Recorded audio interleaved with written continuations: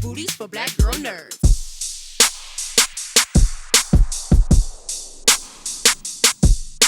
Thank you, gentlemen, for your time. I appreciate it. Of course. Hey. Thank you. Archie, beginning with you, we're told when we're young this notion that if you work hard enough on something, you can accomplish that goal, but there are far more elements into success than just the hard work. So, Mm. spending time as Jann and learning his story and embodying him, has that altered your notion of the work hard to get what you want, or what is your perception of that idea of working hard to a goal?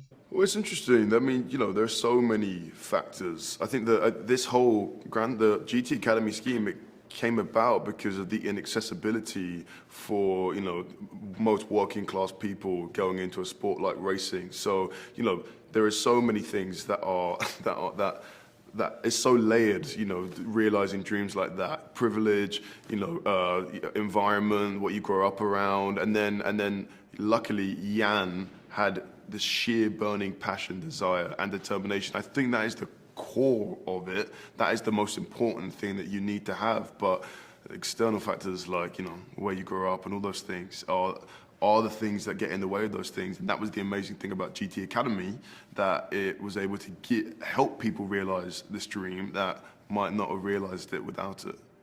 Absolutely. David, over to you and your character, Jack. I think of all, like with basketball players like Pat Riley or Phil Jackson or any of these great basketball players, and had moderate success as players, but went on to be these visionary, phenomenal coaches.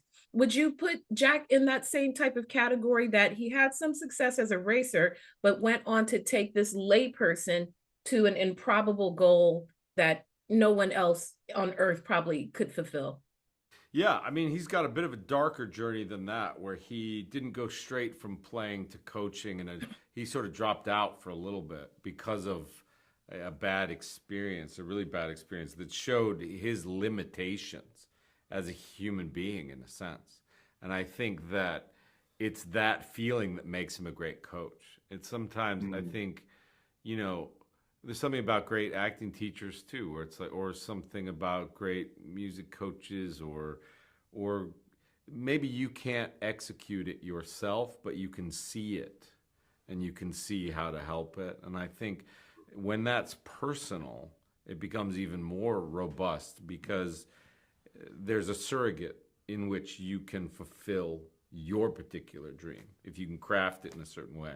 But it doesn't have to be your body and your reflexes anymore, because they're not as good or whatever. Back over to you, Archie. There's the naysaying that when we're trying to reach a goal from our family, and I don't know, it seems kind of iffy. And then there's the dynamic between Jann and Jack, and he's telling from the upfront that this is not for you, you're not going to make it. But it's a different type of energy. Why is it easier to accept that naysaying from a coach versus the naysaying from a family? I don't know. There's always this. It's about meeting new friends and like reinventing yourself. There's not like pre-existing kind of judgments. He's coming in afresh, and I think that there's less of the overall judgment on like lifestyle choices. It's more about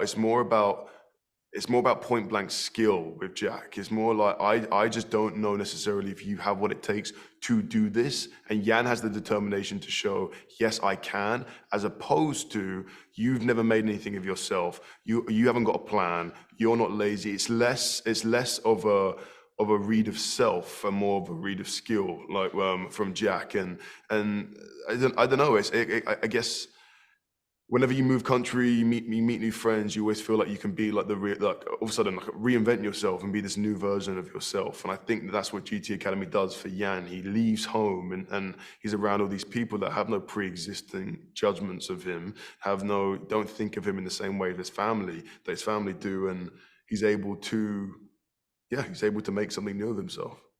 Absolutely. Thank you, gentlemen, for your time. I love how this was just a backdrop to a greater story, the game itself, and beautiful performances. Thank you so much for your time. Thank you so much. Nice to see you. Thank you. Something that's fascinating. I mean, it's an unbelievable story in itself. But now that you're on the other side of that history, when you look back to that time in your life, are there dots that you can see now that you know the bigger picture that weren't apparent to you at that time? Yeah, so the movie really shows like the previous chapter of my life and what's happened for me to get to that stage.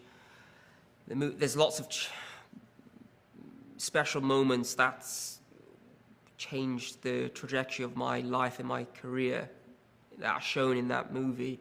And of course, once you know there's something going to be created about a part of your life, outside of the movie, I sit down and think, okay, that happened, and this kind of shaped where I am today.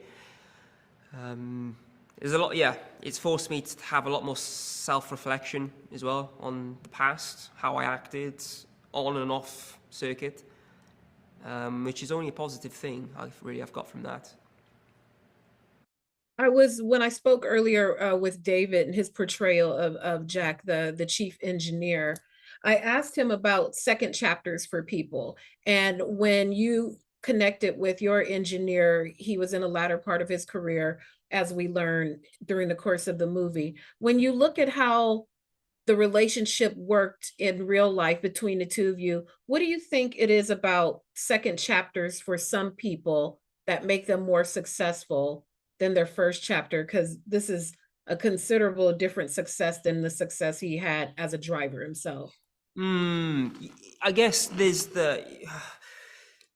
when somebody's in this, I'm not there yet. I'm not in my second chapter. However, when people talk about who happen to be older and they talk about the past and they're giving knowledge and wisdom to someone that's younger than them who's still in their first innings, I guess they have nothing to prove still. They've done that. They've got receipts.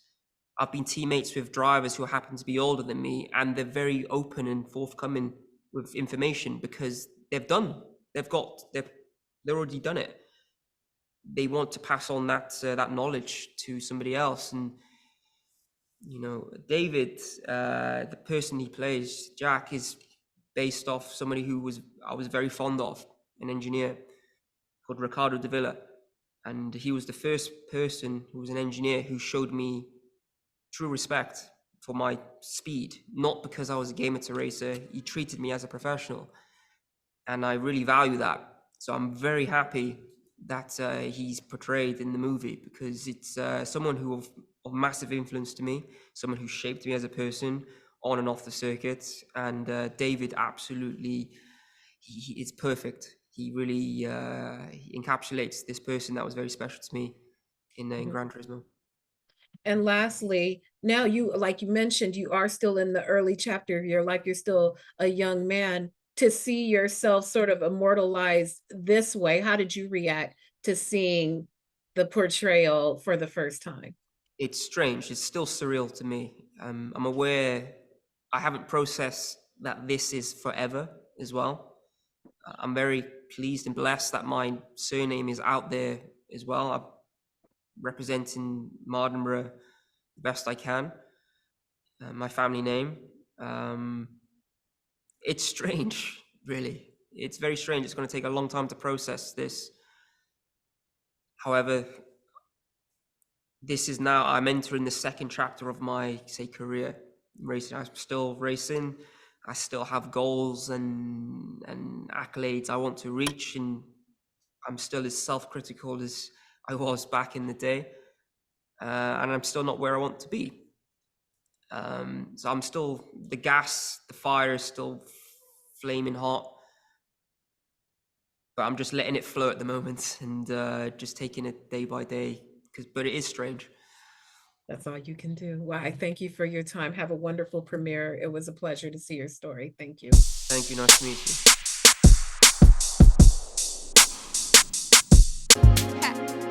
Better shake your booties for black girl nerves. Better shake your booties for black girl nerves.